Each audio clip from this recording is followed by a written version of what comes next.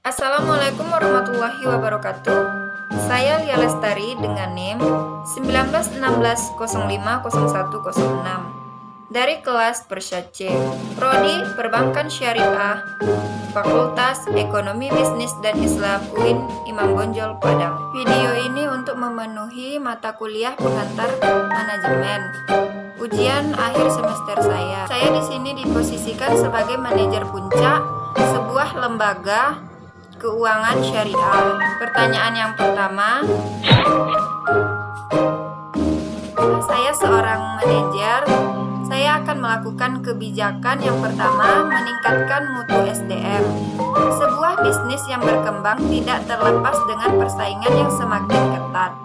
Agar bisnis kita tetap survive dan mampu bersaing, maka meningkatkan mutu SDM adalah langkah pertama yang harus kita lakukan. Kebijakan yang dua yang akan saya lakukan yaitu responsif, cepat tanggap dan responsif terhadap perubahan yang mendadak terjadi dapat dihadapi jika kita memiliki sumber daya manusia yang dapat berkualitas dan tangguh. Kebijakan yang ketiga, saya akan melakukan operating teknologi.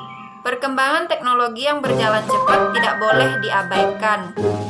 Sarana dan prasarana produk memiliki peran yang sangat besar untuk mendukung peningkatan kualitas produk. Kebijakan yang keempat, saya akan meningkatkan akses informasi.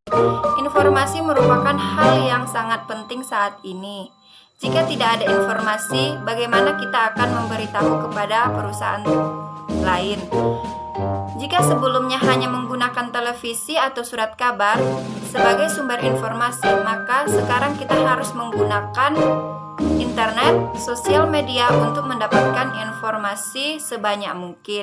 Selain dari media online atau offline, informasi juga bisa dapatkan melalui orang-orang yang berkompeten di bidangnya untuk memperluas wacana dan wawasan kita tersendiri. Yang kelima, saya akan melakukan evaluasi pencapaian target.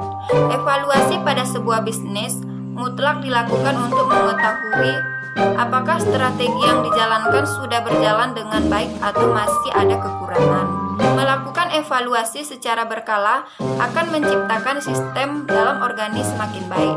Dengan sistem manajemen yang baik dan tertara, maka bisnis akan lebih siap dalam menghadapi perubahan. Pertanyaan yang kedua, saya sebagai manajer akan mengoptimalkan fungsi dan potensi sumber daya manusia dengan cara perusahaan saya harus dapat mempertahankan kontribusi sumber daya manusia di masing-masing departemen utama perusahaan. Kemudian perusahaan perlu melakukan pemberdayaan agar kontribusi yang diberikan sumber daya manusia dapat berjalan dengan optimal. Yang pertama, sering melakukan rapat dengan bawahannya. Minimal dilakukan 1 kali seminggu untuk mengevaluasi kinerja karyawan perusahaan tersebut. Yang kedua, memotivasi karyawan agar mau dan mampu mengoptimalkan kualitas dan kuantitas produk dengan tujuan perusahaan sumber daya manusia. Pertanyaan yang ketiga, saya sebagai manajer akan mengajak semua karyawan untuk ikut berpartisipasi dalam pencegahan wabah COVID-19. Yang kedua, memberi seruan kepada para karyawan untuk rajin mencuci tangan dengan sabun, memakai masker, dan menjaga jarak dalam proses pekerjaan. Sekian jawaban dari saya. Akhir kata, wassalamualaikum warahmatullahi wabarakatuh.